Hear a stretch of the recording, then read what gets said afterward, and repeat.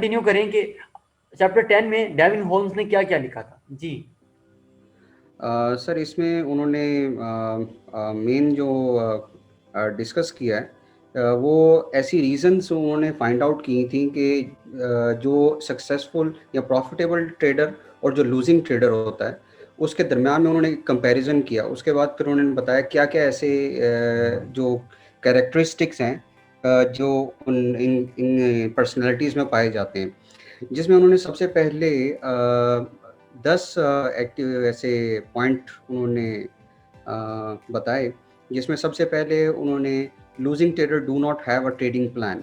मतलब जो losing trader होता है, जो मार्केट में पैसा लूज करता है, उसके पास कोई ट्रेडिंग प्लान होता ही नहीं है। आइदर वो या किसी न किसी से हेल्प ले रहा होता है, किसी के मशवरे पे चल रहा होता है, और कहाँ उसको मार्केट में इन होना है, कहाँ आउट होना है, क्या उसका मनी मैनेजमेंट होगा, उससे वो बिल्कुल कतई ताल्लुक होके ट्रेड करता है।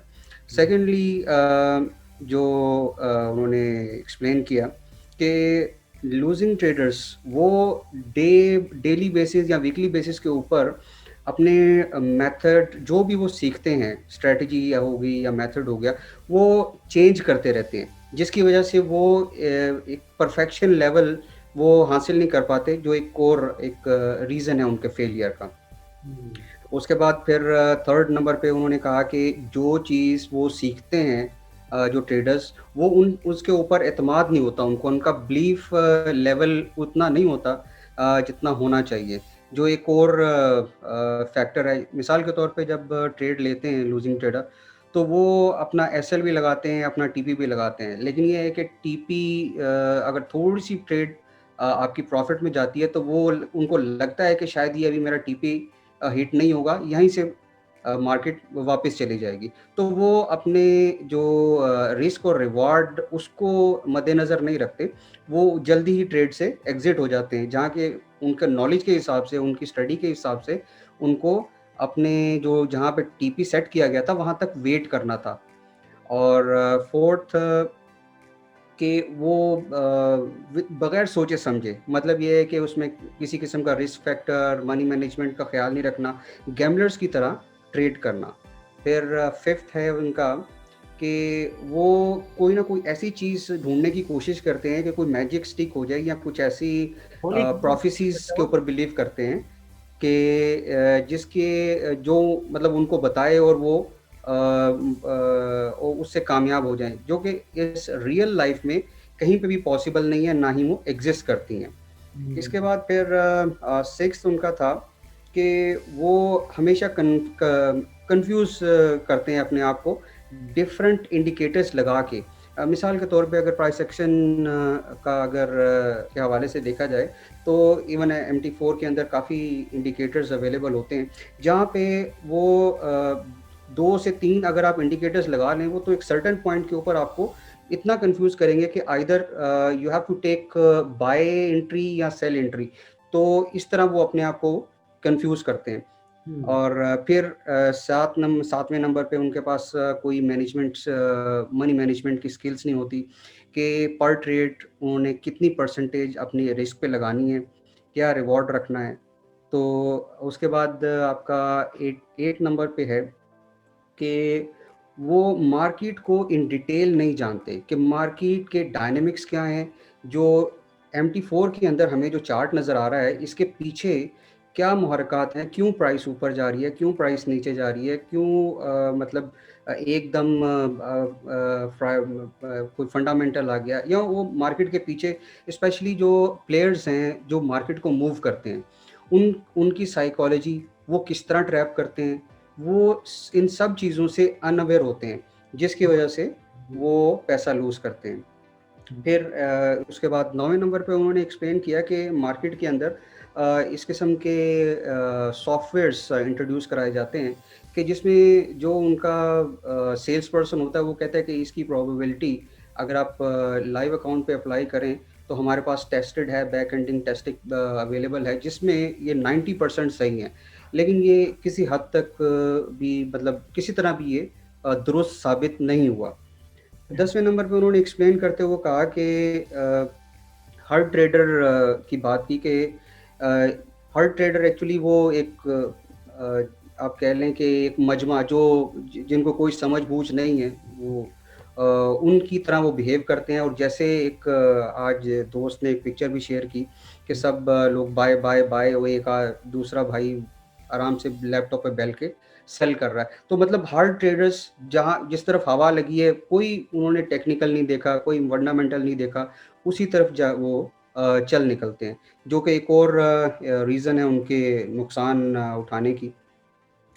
फिर इसके बाद उन्होंने और कुछ की पॉइंट्स बताए हैं कि जो प्रॉफिटेबल ट्रेडर्स होते हैं वो क्या करते हैं। वो जैसे मैंने अभी पूरी जो 10 पॉइंट्स आपको बताए ऑलमोस्ट सिमिलर है, उन्हीं के अगर अपोजिट आप देखें। सबसे पहले उन्होंने कहा कि जी बिलीफ, कि जो प्रोफेशनल ट्रेडर जो सीख के आता है उसको अपने नॉलेज, अपना एक्सपीरियंस और बैक एंड पे जो टेस्टिंग की होती है उसके ऊपर पूरा बिलीफ होता है, और वो उसी हिसाब से अपना SLTP डिज़ाइन करता है और वेट भी करता है।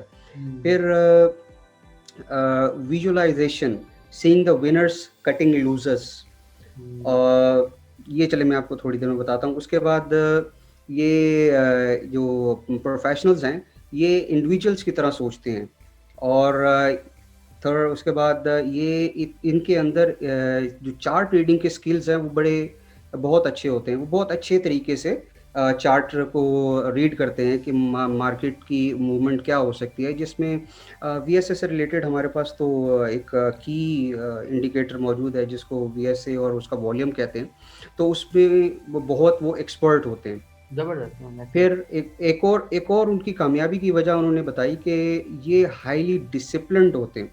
हाईली डिसिप्लिन से मुराद ये है कि जो इन्होंने जिस चीज़ की प्रैक्टिस की और जिस चीज़ का इनको नॉलेज था, इन्होंने उसी को रिपीट किया। कोई दूसरा मेथड, इवन के समटाइम मैंने देखा, कुछ मुझे पढ़ने का इत्तेफाक भी हुआ, तो अगर एक बंदा एक्सपर्ट है एब्जॉर्प्शन के बाद लो वॉल्यूम पुल बैक या वाइड स्प्रेड डाउन बार के बाद लो वॉल्यूम रिट्रेसमेंट पे, तो वो कहता है कि मैं सिर्फ और सिर्फ यही सेटअप पे ट्रेड करता हूँ, इसके अलावा मैं ट्रेड नहीं करता। आइदर वो समटाइम इवन कि वो कहते हैं कि जी मैं एंड ऑफ राइजिंग मार्केट उस पर भी ट्रेड नहीं करता, क्योंकि वो उनको इस जो भी उन्होंने सीखा होता है उस पर ग्रिप होती है, तो वो डेविएट नहीं करते, वो डिसिप्लिन्ड रहते हैं। जबरदस्त। और further expect to receive and do gracious able to stay in the game. Alright, तो always stay in the game, मतलब वो हमेशा उनकी जो नज़र है, उनका जो एनालिसिस है, वो मार्केट में कंटिन्यू वो ऑब्जर्व करते रहते हैं, मार्केट बिहेवियर को नोट करते रहते हैं। और कभी कोई ट्रेड अगर वो कंसिस्टेंटली प्रॉफिट इसलिए भी बनाते हैं कि वो स्मॉल प्रॉफिट को कंसीडर करते हैं, जिसमें वो ये नहीं देखते हमें प्रॉफिट ज़्यादा हो, बल्कि वो ये देखते हैं कि कितना वो सेफ प्रॉफिट ले सकते हैं, बेशक वो मिनिमम हो। और लास्ट में सर वो ये कहते हैं कि जी वो यही इनकी खुशी या इनके खुश कामयाब होने की ये वजूहात हैं। जबरदस्त रहील, बहुत ही अच्छे आपने जी इन सर। 10 चीज़ों को एक्सप्लेन किया। जैसे अगर आप बंदा लूज कैसे करता है, तो वो 10 पॉइंट्स वो थे कि जी आपने वो काम नहीं करने ऑटोमेटिक, सही है। तो जी आपको सर, बिल्कुल। सारी चीज़ें पहले भी बताई गई और हमने किताब से भी पढ़ी, ठीक है। लाइव एक्सपीरियंस भी देखे आप लोगों ने, हमारे पास काफ़ी अकाउंट आए कंसल्ट के लिए, हमने उनको भी देखा कि वाकई ही वो लोग जो अकाउंट लूज़ करते हैं, पैसा क्या कहते हैं, उनका ऐसे ही तबाह होता है। उनकी सबसे पीछे वजह क्या होती है? नॉलेज की कमी होती है, चीज़ों को पढ़ कर नहीं आते, उसको प्रैक्टिस करके नहीं आते, मल्टीपल चीज़ें एक ही साथ कर रहे होते हैं, कंफ्यूज रहते हैं, ठीक है। और अपने ऊपर बिलीव नहीं होता, अपने काम पे बिलीव नहीं होता, ठीक है। जिसकी वजह से वो ना सिर्फ पैसा लूज करते हैं, बल्कि इर्द गिर्द, ठीक है, उन चीज़ों को भी गलत कहना शुरू कर देते हैं, ठीक है। और आप सबको आज ये पूरा केस स्टडी कराने का मकसद ये चीज़ों को खुद, क्योंकि हमारा जो ट्रेनर है आज का, वो स्टूडेंट से रिसर्च छीन लेता है। अगर आप यूनिवर्सिटी में जाते हैं, बने बनाए नोट्स मिल जाते हैं फोटोशॉप से, डिग्रियां मिल जाती हैं, ठीक है, आप MNA बन जाते हो, आप मतलब हर तरह की डिग्री आपको सड़क पर मिल रही है। लेकिन हम स्टूडेंट से क्या छीन रहे हैं? रिसर्च छीन रहे हैं, हम स्टूडेंट से क्रिएटिविटी छीन रहे हैं, हम स्टूडेंट से खुद ही कॉन्फिडेंस छीन लेते हैं। क्यों छीन लेते हैं? एक तो स्टूडेंट भी क्या करता है, वो भी शॉर्टकट के चक्कर में होता है। मजे की बात है, रहनुमा भी जो गाइडर होता है वो भी शॉर्टकट के चक्कर में होता है। राहत इंदौरी का मुझे शेर याद आता है, वो कहते हैं कि भटके हुए पहुंच ही जाएंगे मंजिल को, बस इन रहनुमाओं को रास्ते से हटा दो।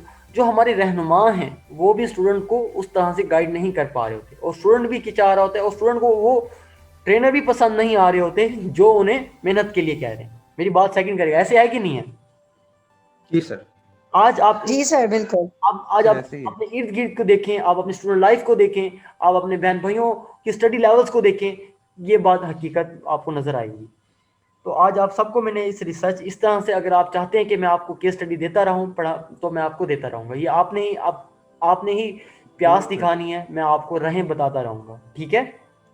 ठीक है सर। कैसा लगा सबको एक्सपीरियंस? अच्छा था एक्सपीरियंस? आपको ऐसा क्या कहते हैं केस स्टडी देने चाहिए पढ़ने के लिए? जरूर सर। जी सर, जी सर। बिल्कुल।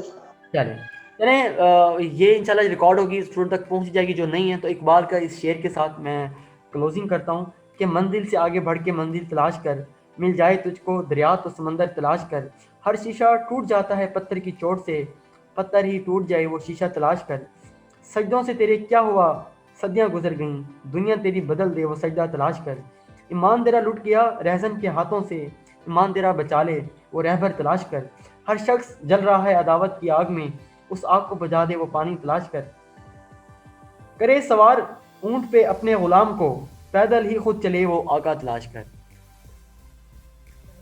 तो गाइस जबरदस्त।